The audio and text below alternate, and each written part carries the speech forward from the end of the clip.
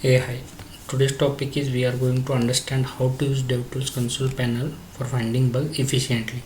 Say you lost in Logs Island and unable to find bugs RC root cause analysis. Here are some tricks to help you understand to help yourself in debugging hair pulling issues and stop becoming bad. Yes, right. So to do that, go to your app, open Devtools. So this is your app, this is your startup website, and to open Devtool we press Ctrl Shift I.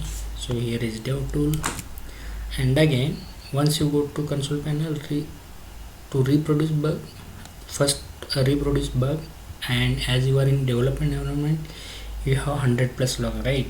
And other developers also did some logs. There are also 100 plus logs like warnings, information logs, debug logs, errors, and the list goes on. Oh my god, lots of logs, right? So in console at left side, if you see, we have this grouping mechanism. Out of say 200 plus logs, you can narrow down to only errors, only warning, only info, and only debug logs. And once you narrow down, again you have this filter mechanism. Out of those say 50 error logs, you can filter out by typing string or regex pattern, right? So let's see the demo. Here is your startup website. Website's complex request flow start from user module up to product helper functions or utility functions, some state management logic, product service logic, and at backend there are some other three services the request fulfills, right? So for demo purpose I have built this small simulation. So I'm playing the simulation. It first hits this user module, then goes down. So let's see, this is your initial state, and so the request is processing. User logs in and lands on user module. User module requests some details from the product module, and if you see in user module there are 3 information logs, 4 warning logs, 3 debugging, and 5 errors. So for each module there are some logs. If you see the numbers for corresponding module, here are those logs, right? Now the control flow goes from product module to utility or function helper functions. Now the state management logic, each application nowadays have some state management libraries or some functions, right? In that also we do some loggings.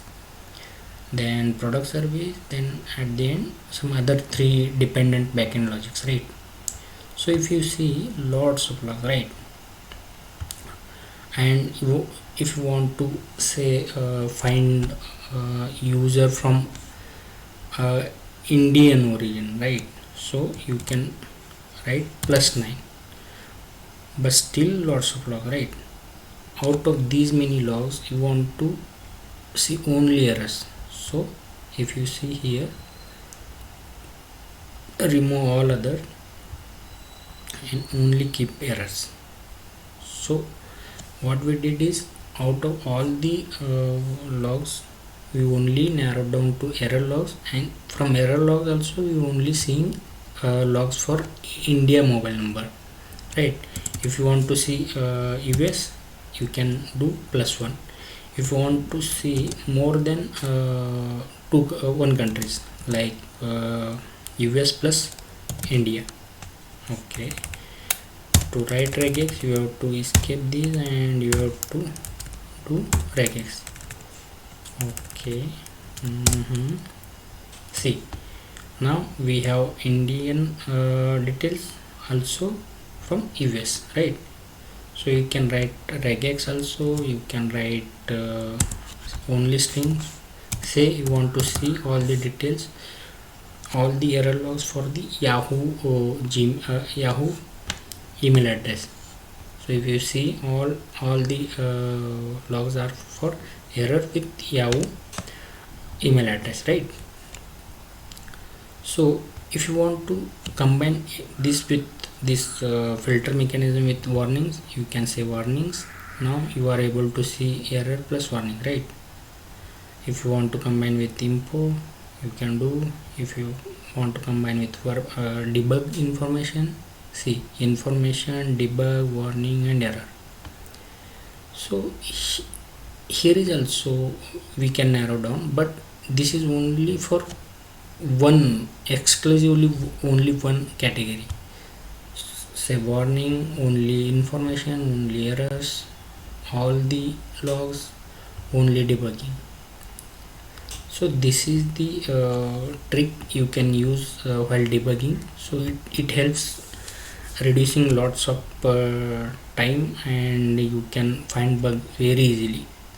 So again, if you hit this, the request processing start and user logs in, user module requesting some data, the control goes from user module to product module, and again you see all the logs. Information have 3 information log, warning, debug, error, etc. So yeah, that's it. Thanks for your time.